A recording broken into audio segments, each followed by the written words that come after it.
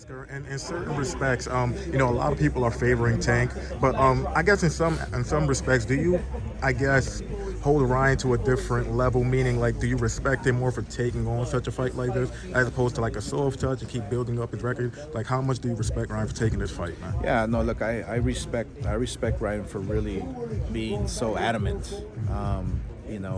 I remember they asked me like 2 years ago, 3 years ago, would you put Ryan against Tank? And I was like, no, I wouldn't. Tank has all this experience and he's older, and Ryan Garcia's coming up and he's younger, but now he's ready.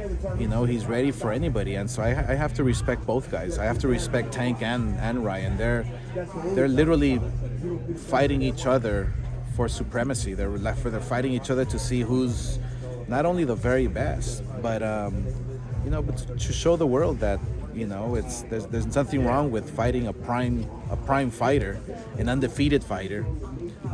There's no reason with look. Somebody's always got to go, and there's nothing wrong with that. Does he kind of remind you of yourself, man? You were a guy when you were in your prime. You fought all of the killers, man. So does Ryan kind of remind you of yourself in that respect? Well, look, beating a Tank and then following it up with other prime fighters, and he's got to earn his stripes just like everybody else. So look, I prided myself in fighting the very best, and I sure wish that this fight here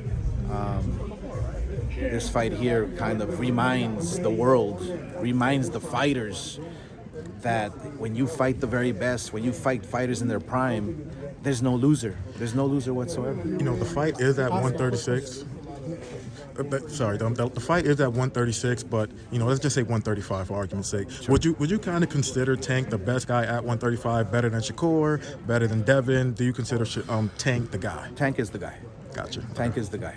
There's no doubt about it. Gotcha. Tank's the guy. This is a fight that's been building up for a long time now. Was there anything specific or anything in your mind that kind of put it over the edge as far as now the fight is actually happening?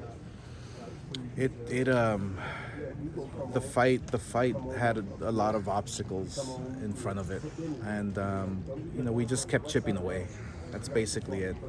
A lot of patience. That's what it took. But more importantly, the fighters wanted to fight, and we as promoters, we as networks have to listen to the fighters, and so. I'm a huge advocate of young fighters fighting each other, undefeated fighting each other. That's what I did. So I was very adamant as well. Hey, let's make this fight. This fight is what saves boxing today. And here we are. Oscar, you were a big lightweight, similar to Ryan's build. How would you fight Tank?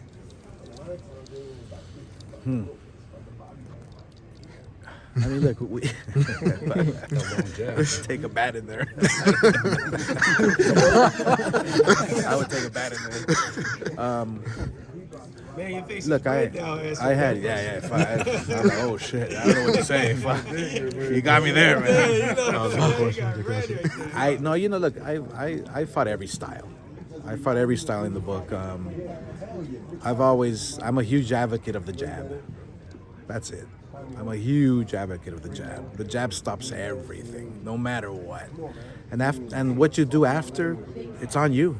But I would throw double, triple, 4 jabs, 5 jabs, and then go combinations left and right. I love throwing 4, 5, 6 punch combinations on your toes. You got to fight them long. But who knows? I mean, I don't know the boxing. I don't know. Fighting. The boxing boys. How do you feel like to have so many fights that didn't come through? Yeah. And now this one did. Does that like solidify you as a promoter, as a fighter? Like, how are you feeling to see all this come together? No, this is just another day at the office.